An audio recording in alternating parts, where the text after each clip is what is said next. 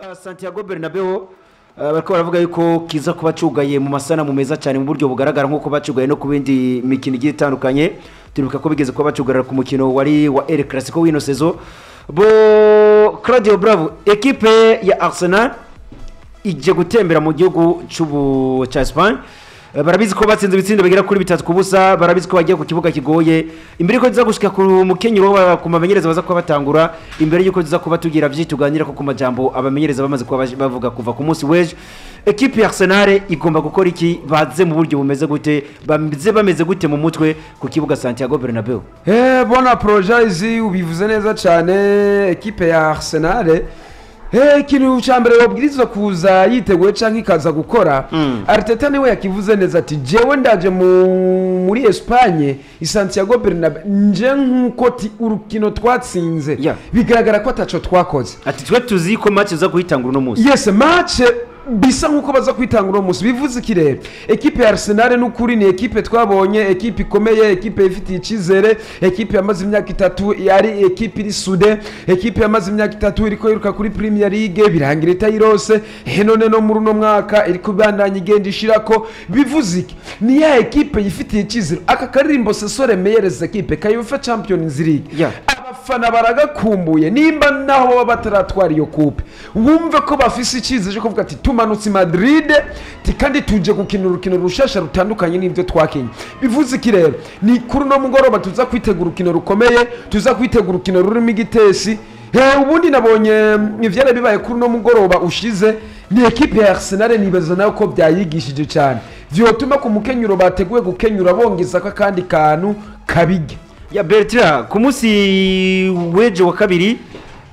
kumbuga ngurukano banyeza equipe ya Real Madrid ndetse n'izibinyamakuru bigiye bitandukanye mu gihugu ku mugabane wa Burayi hirwe harazenguruka video ya remontada bakora equipe ya Paris Saint-Germain remontada bakora equipe ya Manchester City remontada bakora equipe ya Chelsea bati byose birashoboka ati no video ati nituza kuba twifashisha atubwira twereke ko Arsenal byose bishoboka imbere ko ziba tuba twinjira kuri line up ko ari match itanguye gukinirwa hanze bamwe bati ni mukini kibuga mucugaye atari ko mwibuke yuko atumuceri iyo ugomba gusha neza atugomba kubufundikiye mu buryo bukomeye cyane equipe ya Real Madrid equipe ya Arsenal match ikirakinirwa ku marezo sociaux match ikirakinwa novuga ngo kuri Blad of Fer bamwe batitwara bibakoreye 2006 ati muri bwatu batsindira Santiago Bernabeu abandi batitwa bikoreye izindi kipe ati nubwo mubwe tutarabibakorera ati nta kibuza cyo bikora rino joro equipe ya Arsenal umereza Michael Arteta ati turaza kuba dushika mu gihugu ca Spain ati na kindi kintu tukituzanye ati tumeze neza mu mutwe ati n'abasore banje ati kituzanye niko tuje gukina umukino tutitaye ibitsino bitatu twatsindiye ku kibuga Emirates Stadium Carlo Ancelotti naganira n'abasore banje ati turavise buri kimwe tuza gukora ati dufise iminota 90 ati kandi turizera ko ivyo twakoze ati tugomba kuza kubikora kuri ino joro ku kibuga Santiago Bernabeu ikintu cyo bita mind game bakubwiye mind game yumve yuko iza mu buryo bwose bubaho nyuma turiko turabona equipe ya Real Madrid bavuga ati twe tugomba gusirikirisha umwanya wose video ya remontada twagize nyuma tubona Arsenal nayo ivuga iti iki kibuga nyene ati siryo rya mbere tukije ko kandi sinaryo rya mbere twaba tunagitsindiye ko nyuma bamwe bavuga bati tugomba kugara ikibuga kugira ngo dutere ubwoba hanafatwa n'inginga atari n'abafise imyaka runaka batari kuri kuza ndashikari imyaka 18 ngo niwemere kwinjira ku Santiago Bernabeu ntore kuri kwinjira ku kibuga Santiago Bernabeu da urenze imyaka 40 ntore kuri kwinjira ku kibuga Santiago Bernabeu navyo ni biri muri kakano nyene ndakubwira ati ka mind game kakano ko kuvuga ati ndiko ndagomba kudestabiliza mukeba mu buryo bwose nyuma twaba ni kimwe natangura ndakubwira bona apologize kuri ninde uyu FC Barcelona Dortmund ati arakano kamaze kuba kinjira mu ma equipe ko kumva yuko match zose ndazikina match zose ndazibamo match zose ziraba ariko hari ukakana ko kumva ati match nza kuba ndayiheba ariko match iheze match ndaza kuba ndayivamwa ariko match iheze nyuma turiko turumva FC Real Madrid bavuga bati twe tugomba gukora remontada brother turavye ku rukino bakinye muri match aller equipe ya Real Madrid nta kuna kumwe ifise n'amahigwe n'amake yo gutsinda equipe ya Arsenal ariko kuri mind game kuri equipe ya Real Madrid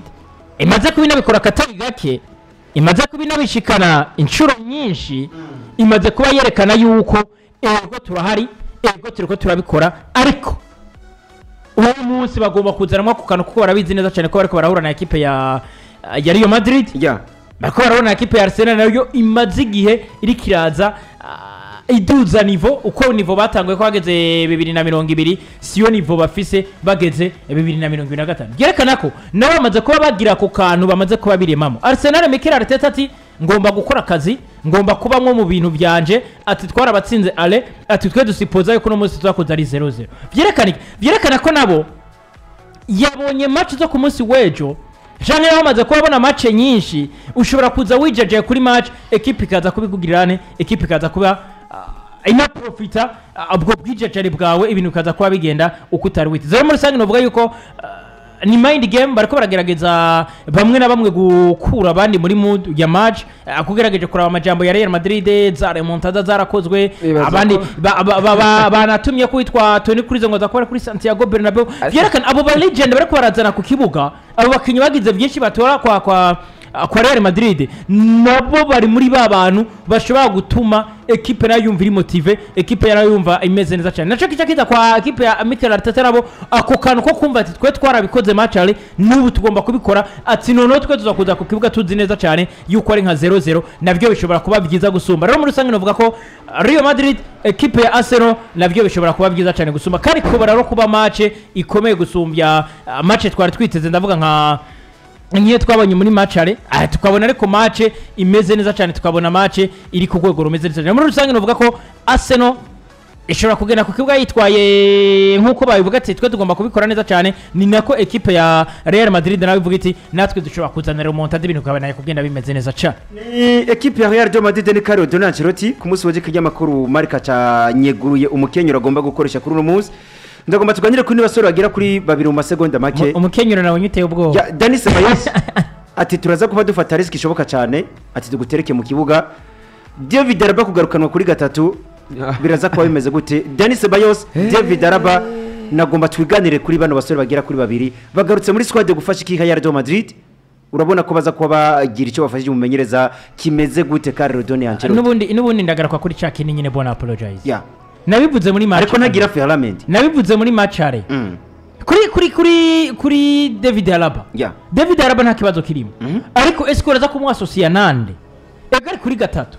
eske ninduza kugira ngo aze kuba mukuvra ko David Alaba ntago nivo ariko kuri uno mwanya si nivo yo kuza gufata witwa Bukayo Saka ni Thibaut Courtois mu izamu ni Antonio Rudiger Aurelien Tchouameni mu team wa defense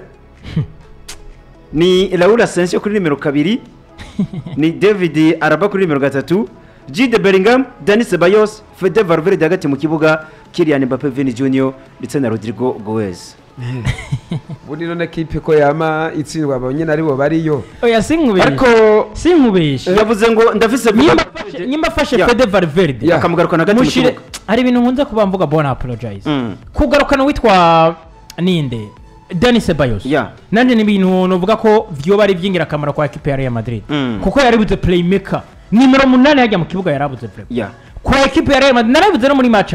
nushobora kuza kumbwira kuno ushobora gutanguza Kamavinga Eduardo nushobora kuza kumbwira kuno ushobora kwitamwa Luka Modric ugashamwe na Jude Bellingham ese abakinyi baza ko bagukinira iki ese baza ko bagukinira iki muri mediane ya Declan Rice na Martin Odegaard uraza kuba barondera ubabure ariko gushamwe Fede Valverde hagati mu kibuga ugashamwe uyu ninde na Dani Ceballos ariko mbona ko nubundi yashoboye kwica ibyo atari kwica Carlo Ancelotti ego nari gufata Aurelien Tchouameni ngo amuzane umutima wa defense fata Valverde mukubita kuri kabiri ko Valverde reka gituma bona umukino w'ibanze hano yakoreye kosa we ntawuzi umukino w'ibanze nabwo yari afite Tchouameni ariko no mukino aramufise fata Fede Valverde mukubita kuri numero 2 uduge ufata hagati mu kibuga tamo Tchouameni ufate no Dani Ceballos ko Tchouameni acaba nko mu kasere Dani Ceballos numero 8 Jude Bellingham akiniyo numero 10 egituma ngura gushaka ko Fede Valverde aza gufata Martinelli neza atawundi munakene yuko aza kuba amuji nyuma bisigura ko Fede Valverde kuruware yiwe araza kuba yizibira neza cyane idakenewe uyundi muntu aza kuba mufasha muri cyo gihe kwa kuri numero 3 kwa David Alaba duzamo uwitwa ninde ni David Alaba duzamo witwa Aurelien Tchouameni wowe muherore nibyo uriko urakina nk'umukaseri ariko urabizi neza cyane ko Vini Junior atagaruka gufasha David Alaba wowe cyane tumaze kuba tubibona nk'uko yari karabigira ninde uyu musore w'umwongereza Jude Bellingham yari karagaruka gukuvura wowe Jude Bellingham tumaze kuba tubona ko ufite iyo capacity yo gukina iminota 80 muri ku kibuga cyose ingo uzuraza gukuvura kwitwa David Alaba muri ico gihe Bukayo Saka araza kuba yisanga afashwe n'abakinyi babiri muri ico gihe Fede Valverde hari araza gusanga nawe agizene araza gusanga uwaza gucunga Martinelli bize gutuma ya mediane yabo isigaramwe abakinyi babiri Dani Ceballos ndetse n'uwitwa Aurelien Tchouameni bashobora kuba capable yo gukuvura ayo ma espace azobasigaye kuri Declan Rice ndetse n'uwitwa Martin Odegaard bitandukanye no kubona uwitwa Fede Valverde amushize hagati wenyene Aurelien Tchouameni akamumanura ndavuga mu mutima wa defense kuko urabona sesio kuri nimero 2 ni wa mukinyi nivyenze umupira kandi numusore azi kuzibira ariko akora amakosa atitaye kuri risk sinzi ko ibyo ntarabibona akora amakosa atitaye kugiza kuza mu nyuma arakora koza atitaye kuri consequence aravuga ati ndagikora iki sinzi kiza kuba kiza kuri nimero 2 uzo buri kucungana n'abakinyi banyaruka Martinelli ari kumwe na Lewis Kelly twabonye yataka cyane bisigura ko wowe uza kuba capable yo gukora ibyo ukora byose ariko ukagomba kubikora muri bwa buryo bwo ngomba kugumana nawe rutwa Raul Asensio ashobora gukora amakosa hakiri kare bigatuma nawe ava muri match hakiri kare ko bitandukanye na Fede Valverde ko Fede Valverde twa mukinya apfa gukora ikosa done importe